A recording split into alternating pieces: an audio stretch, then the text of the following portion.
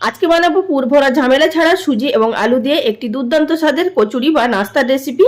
তার জন্য একটি মিক্সিং বোলের মধ্যে নিয়ে নিলাম 1 কাপ পরিমাণ সুজি। সুজিটাকে পরিমাণ মতো জল দিয়ে ভিজিয়ে রেখে দিলাম 10 মিনিট মতো। 10 মিনিট পর সুজিটা খুব ভালোভাবে ভিজে গেছে, তার মধ্যে দিয়ে দিলাম একটা সিদ্ধ করে রাখা আলু। আলুটাকে খুব ভালোভাবে গ্রেট করে নেওয়ার পর দিয়ে দিলাম তার মধ্যে গোটা জোয়ান, হিং, কসুরি মেথি, ধনেপাতা কুচি, দিলাম স্বাদ মতো নুন, দিলাম স্বাদ মতো চিনি, দিলাম হলুদ গুঁড়ো আর দিলাম স্বাদ মতো লঙ্কা গুঁড়ো। এখানে আপনারা চাইলে চিলি ফ্লেক্সও ব্যবহার করতে পারেন বা কাঁচা লঙ্কা কুচিও ব্যবহার করতে পারেন। সবশেষে দিয়ে দিলাম 1 টিস্পুন পরিমাণ সাদা তেল।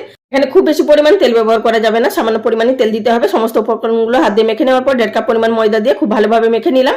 উপর থেকে সামান্য পরিমাণ সাদা তেল দিয়ে ঢাকা দিয়ে রেখে দিলাম 10 মিনিট মতো। তারপর বেলুন চাকির উপরে নিয়ে সামান্য পরিমাণ ময়দার গুঁড়ি ছড়িয়ে খুব ভালোভাবে আমাদের লুচির মতো করে বেলে নিতে হবে। একটু লুচি থেকে মোটা সাইজ রাখতে হবে। চাইলে আপনারা এখানে বাটি বসিয়ে বা কৌটো ঢাকনা দিয়ে কেটে নিতে পারেন, যাতে করে সবগুলো লুচি সমানভাবে হয়। আর এখানে কাটারও কোনো প্রয়োজন নেই। তারপরে আমরা এক একটা করে তেলের মধ্যে ভেজে নেব। তারপরে তৈরি হয়ে যাবে লুচি, কচুরি বা নাস্তা, যেটাই